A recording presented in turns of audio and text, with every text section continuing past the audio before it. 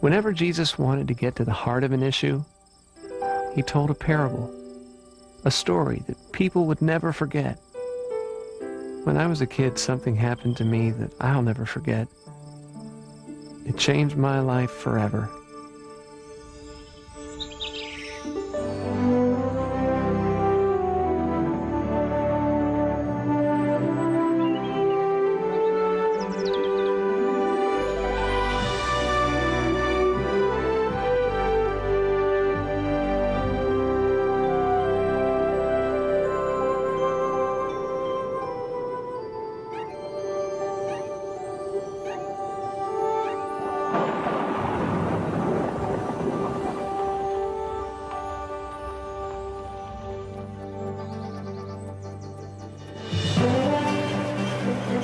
Folks just joining us, top of the morning. Hope you slept well last night. A very refreshing rain shower. We'll have a high of 83 under sunny skies today. And if the weather keeps on like this, we'll see bumper crops. Opening grain prices at the Chicago Board of Trade. Spring wheat $4.23 a bushel. Oats at $1.75. Barley and corn unchanged, holding steady. I'll be back in a minute with today's. Growing up on a farm was a great experience. My dad, mom, and brothers, we did everything together. We'd work hard in our fields all day. Then Mom would fix us one of her big dinners. Lord, we thank you for these blessings and for this food that you have provided. Amen.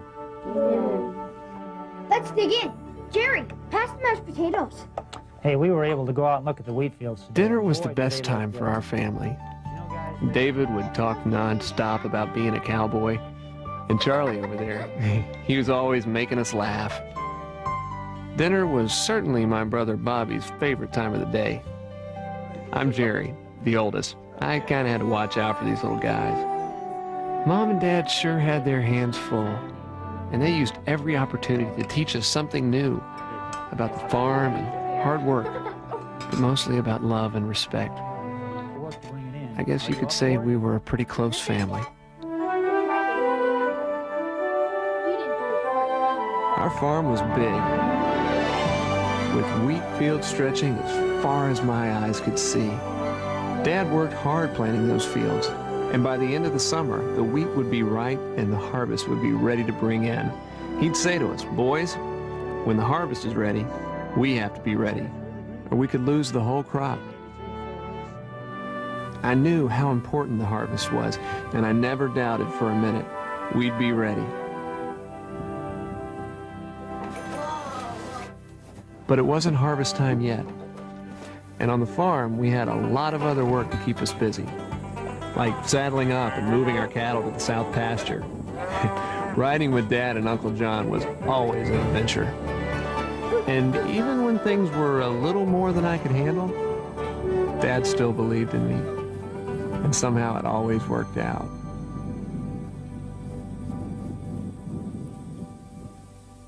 Once the job was done, before heading home, we talked, just as men, about hard work, good friends, and of course, the harvest.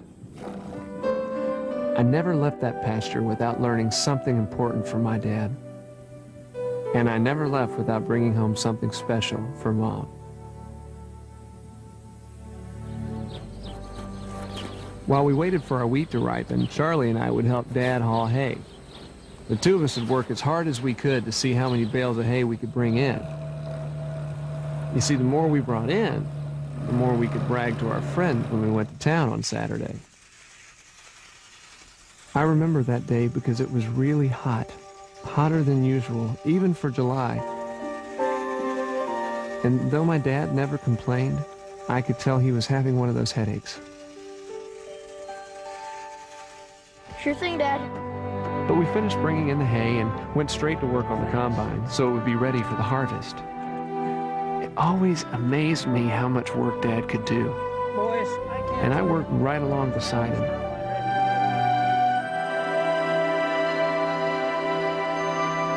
Like he did so often, Dad took us for a walk through the fields that night. The setting sun made everything warm and golden. Dad used to tell Bobby that God painted it that way just for us. We talked about the day we had together. We talked about the harvest. It wouldn't be long now. Dad said it was going to be a great harvest.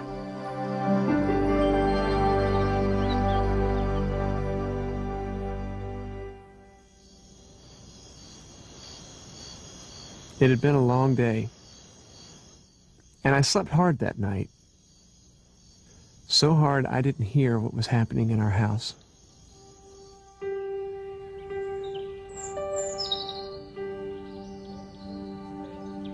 The next morning, I woke to voices, familiar voices, but they seemed out of place so early in the day. Why were they here? I wondered what was happening. All right, come on, let's go. I heard Mom and Grandma talking in whispered voices. Then Mom called us all together. Jerry, Charlie, Davy, I need to talk to you. Something has happened to your father. I looked into her eyes. I knew it was bad. Last night, he became very ill. We tried to help him, but there was nothing we could do. Your daddy died. My dad was gone.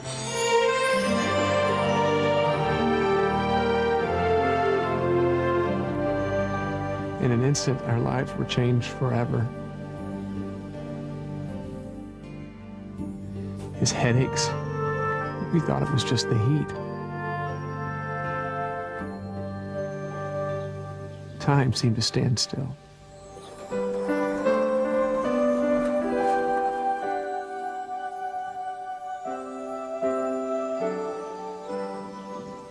It hurt so much, and it felt like it would never go away. Lord, you know what a terribly hard time it is for us right now. But we thank you so much for being here for us. Mom did her best to keep going. Just give us Mealtime was the hardest, though. what to do next. We prayed for strength. Thank you, Father. We needed each other now more than ever. We missed him so much.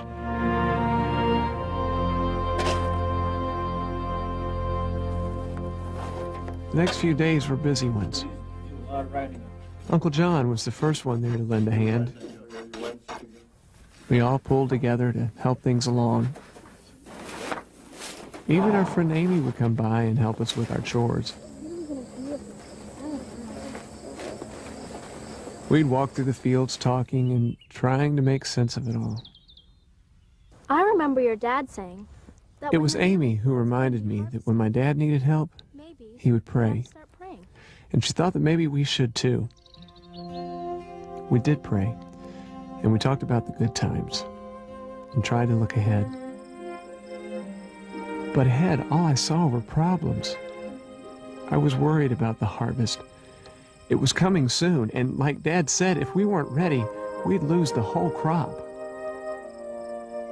I couldn't let that happen. I didn't want to lose the harvest. I didn't want to let Dad down. Being the oldest, I felt such a responsibility.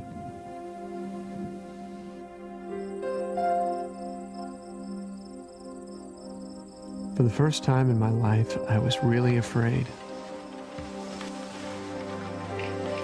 I prayed that God would send someone to help.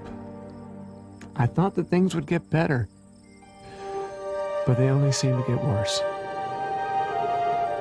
The weather got hotter and hotter, and the wheat was ripening sooner than anyone expected. My worst fears were coming true. With Dad gone, there was no one to work in the fields. It was hard, but Mom, all of us, we kept praying.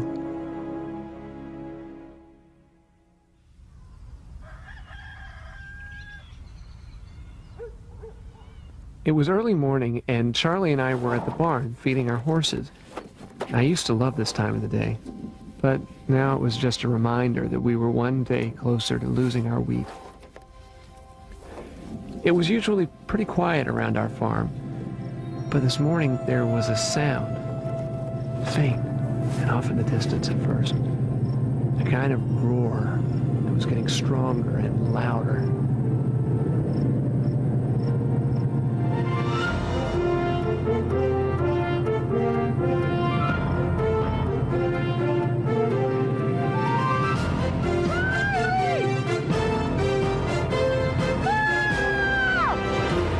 I could hardly believe my eyes.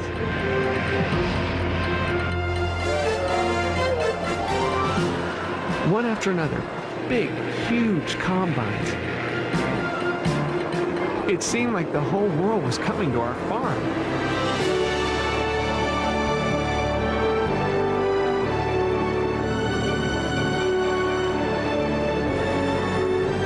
They started in the big field, the one to the north, their reels sweeping the wheat into the combines. Side by side, they moved from field to field.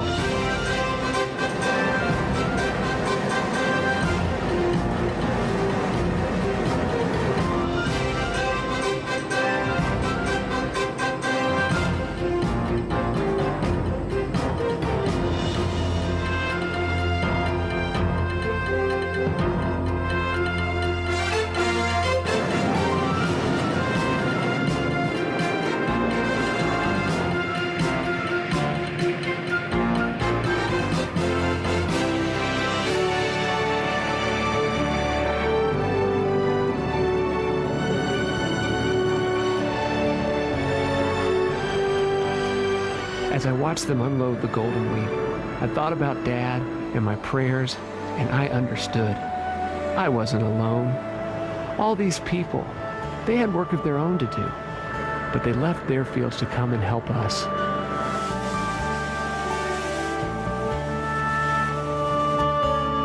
Together, they did what no one could have done alone. And one day, they brought in the whole harvest.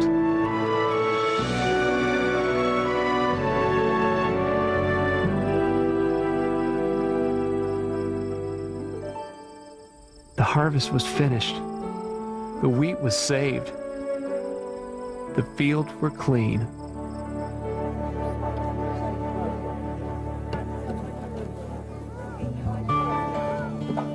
Afterward, all the families gathered in the field north of the farm for the biggest harvest meal I had ever seen. I was amazed at how many people had come to help. It was a time to celebrate.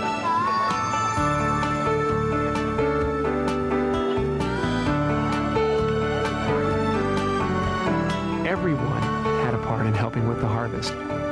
Why, there was Dad's best friend, Mr. Hanson, and Amy's brother, Tom. Mom couldn't believe that Aunt Sally and Mrs. Johnson were getting along so well.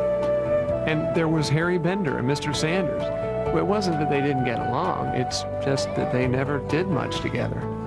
Yeah, I knew I was part of something special here, but I guess the harvest is something that can bring people together.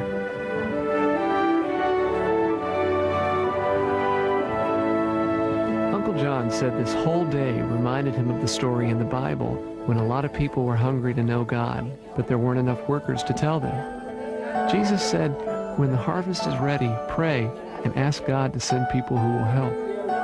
Well, that's what we did with our harvest, and it's a day I'll never forget.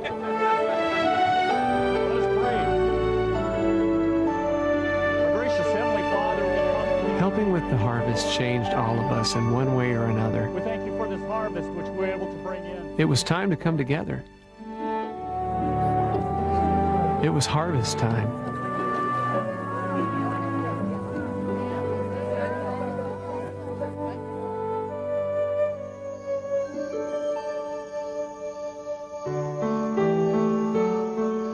I still come back to the farm and walk in the fields, just like I did when I was a kid.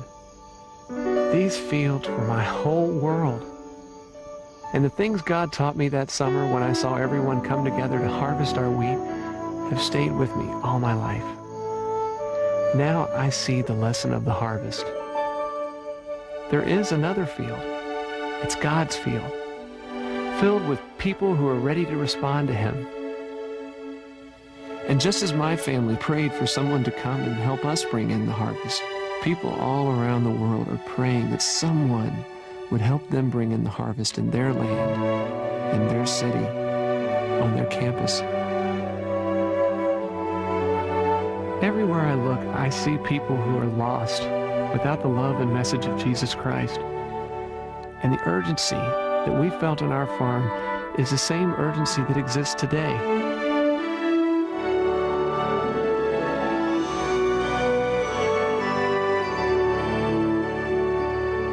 We can all do something. We can pray, give, reach out to a friend, even go to another land. This could be the greatest spiritual harvest time in history, and that's why we are all needed. It's time to come together. It's harvest time.